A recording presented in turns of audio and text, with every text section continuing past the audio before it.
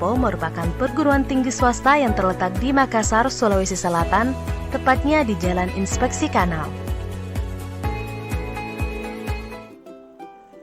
Assalamualaikum warahmatullahi wabarakatuh.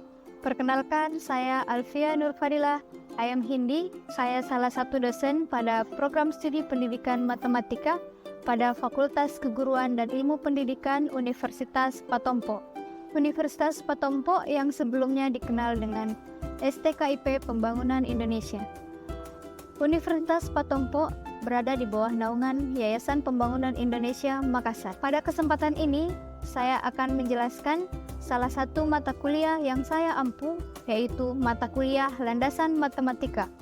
Mata kuliah ini merupakan salah satu mata kuliah wajib pada semester ganjil dengan jumlah muatan 3 SKS. Adapun capaian pembelajaran pada mata kuliah ini sebagai berikut: menjelaskan gambaran umum logika matematika dan konsep kalimat deklaratif, menjelaskan konsep penghubung kalimat logika matematika, menjelaskan konsep terkait sifat-sifat implikasi, menjelaskan konsep tautologi dan kontradiksi, menjelaskan konsep kuantor dan ingkarannya, memvalidasi argumen baik dengan tabel kebenaran maupun tanpa tabel kebenaran, membuktikan suatu metode pembuktian baik pembuktian langsung maupun pembuktian tidak langsung, menjelaskan konsep terkait hubungan himpunan dan notasi-notasinya, menjelaskan konsep tentang operasi himpunan dan mampu membuktikannya, menjelaskan konsep terkait himpunan terurut dan sifat-sifatnya, menjelaskan definisi-definisi atau konsep-konsep terkait relasi dan jenisnya,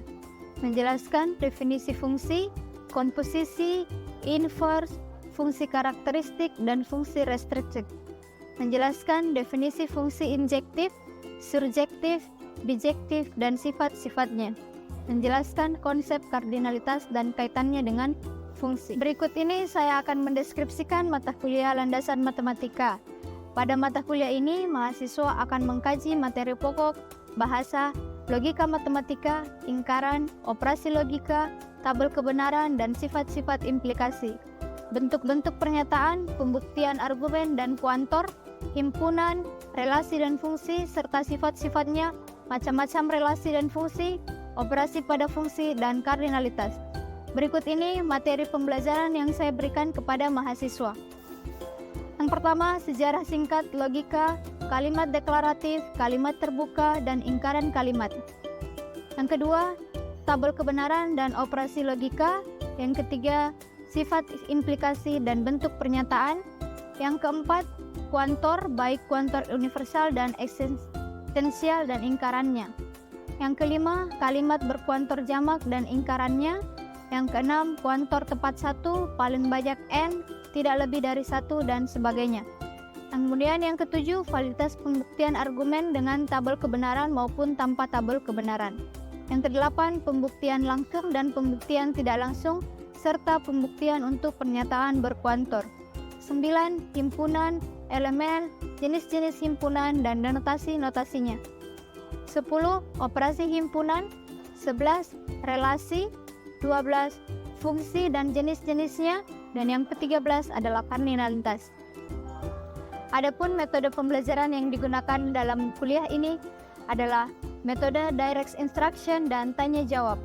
Komponen penilaian yang digunakan dalam mata kuliah ini adalah kehadiran minimal 80%, keaktifan dan penugasan, ujian tengah semester, dan ujian akhir semester. Berikut pembelajaran di kelas. Assalamualaikum warahmatullahi wabarakatuh. Selamat pagi. Waalaikumsalam warahmatullahi wabarakatuh. Ya, bagaimana kabarnya hari ini? Baik, Bu. Iya. Alhamdulillah kita masuk di pertemuan kedua. Namun sebelumnya kita berdoa sesuai dengan kepercayaan kita masing-masing. Doa dimulai. Doa selesai. Oke, kita absen dulu. Fitrah, Putriani, Hadir, Bu. Selviana. Tidak hadir, Bu. Oke. Valerianus. Hadir, Bu. Ya, masih ada yang ingat kita bahas materi apa yang pekan lalu? Saya, Bu. Ya, silahkan Sri. Tentang gambaran umum logika Oke, itu tadi yang disampaikan oleh Sriwanti terkait dengan materi yang sebelumnya. Untuk pagi ini, hari ini kita lanjutkan materi kedua terkait dengan tabel kebenaran dan operasi logika dengan capaian pembelajaran menjelaskan konsep penghubung kalimat logika matematika. Nah, untuk dua pernyataan tunggal yang digabungkan itu akan muncul 4 kemungkinan. Nah, kemungkinan pertama, pernyataan pertamanya benar, kemudian pernyataan keduanya benar. Jadi keduanya benar, kemudian benar yang pertama, kemudian pernyataan yang kedua itu salah.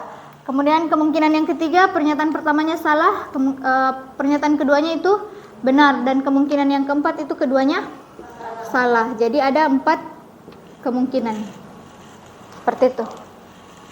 Itu tadi yang untuk dua pernyataan tunggal. Nah, bagaimana jika ada 3 pernyataan? Berarti ada 8 komposisi yang bisa muncul, atau bisa saja dengan kata lain 2 berpangkat 3. Jadi ada 8 kemungkinan. Nah, untuk menentukan banyaknya komposisi pernyataan yang akan muncul, berarti kita tergantung pada banyaknya pernyataan, seperti itu. Nah, kalau yang ini kan untuk 3 pernyataan. Bagaimana kalau ada 4 pernyataan? Ya, silahkan Valeh.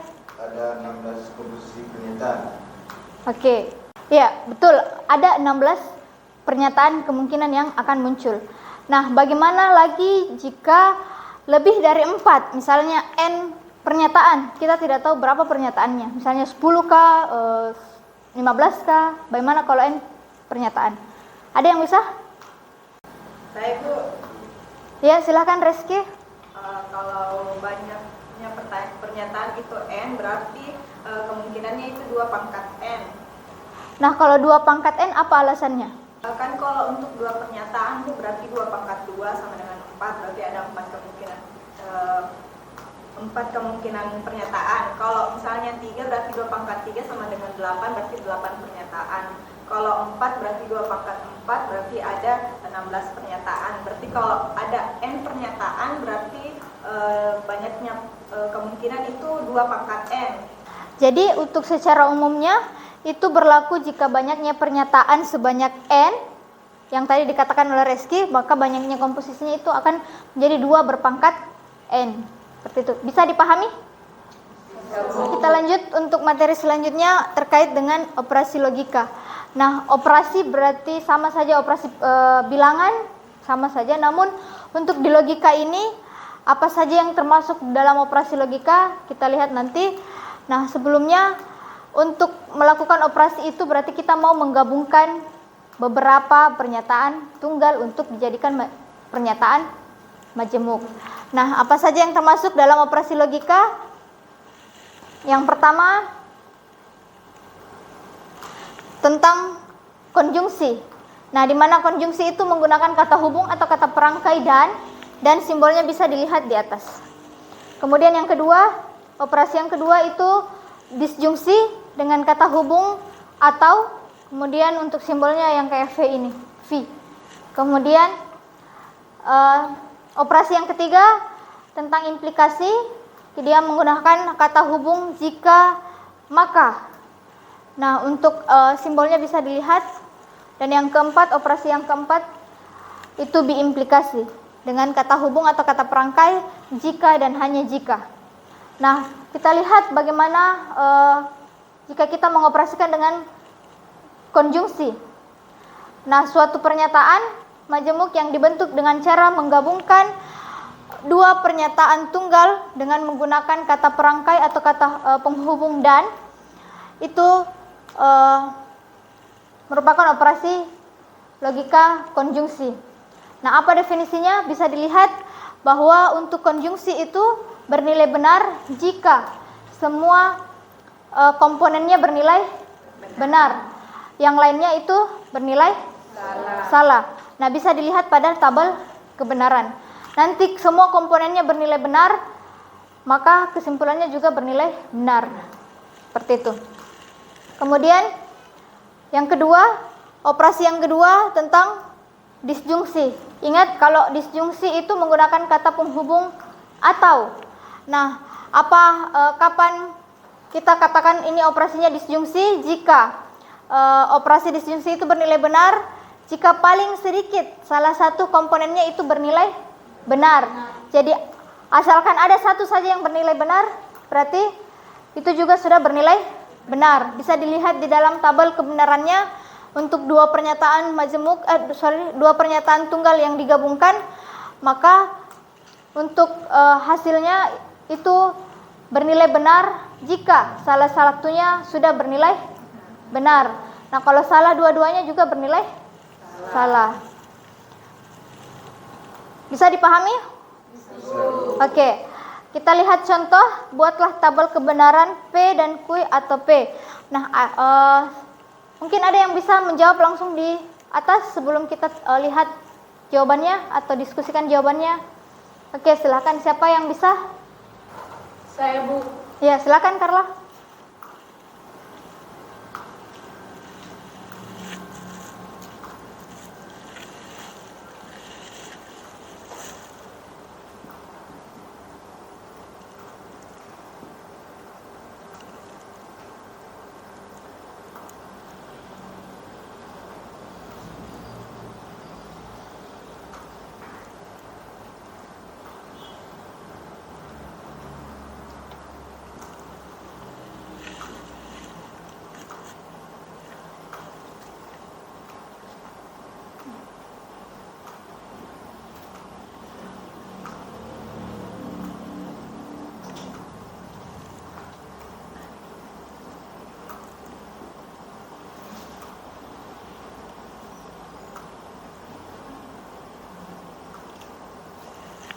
Oke, terima kasih Carla.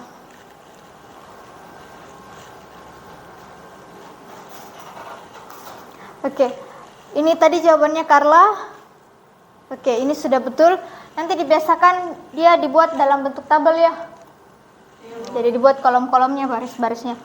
Nah, kita lihat buat tabel kebenaran dari P dan Q atau P. Oh, ini terbalik ya Carla. Ini harusnya di sini dan di sini atau terbalik. Bagaimana jawabannya yang lain? Sama, sudah benar ya? Oke, kita lanjut untuk operasi logika yang ketiga, itu implikasi. Di awal tadi untuk kata hubung implikasi menggunakan kata jika maka. Nah, definisi dari implikasi itu suatu pernyataan implikasi bernilai salah jika pernyataan pertamanya benar, pernyataan keduanya salah, itu saja yang bernilai salah. Selebihnya benar semua. Oke, bisa dipahami?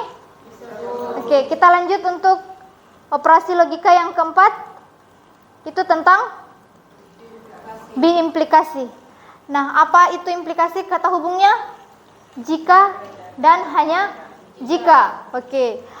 Nah, definisi dari biimplikasi, operasi logika biimplikasi itu bernilai benar jika semua komponennya sama. Jadi untuk dua pernyataan tunggal, kalau komponennya sama berarti bernilai benar. Selebihnya bernilai salah. Bisa dipahami? Bisa. Oke, sudah dipahami semua materi hari ini? Sudah, Bu.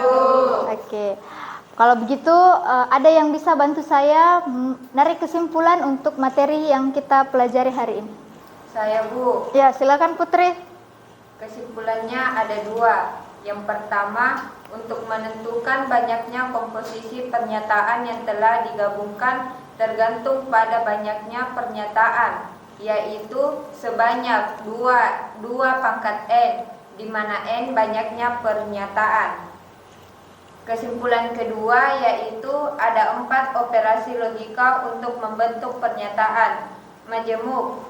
Yang pertama, konjungsi, disjungsi, implikasi, dan implikasi. Ya, terima kasih ya Putri. Itu tadi kesimpulan untuk materi hari ini. Jangan lupa untuk pekan depan materi selanjutnya terkait dengan sifat-sifat implikasi, kemudian tautologi, kontradiksi, dan kontingensi. Saya harap semua materi yang akan kita bahas pekan depan itu sudah dibaca modulnya sebelumnya. Buat mencari referensi boleh. Kalau sudah tidak ada lagi, kita cukupkan pertemuan hari ini. Sekian, terima kasih. Assalamualaikum warahmatullahi wabarakatuh. Selamat siang.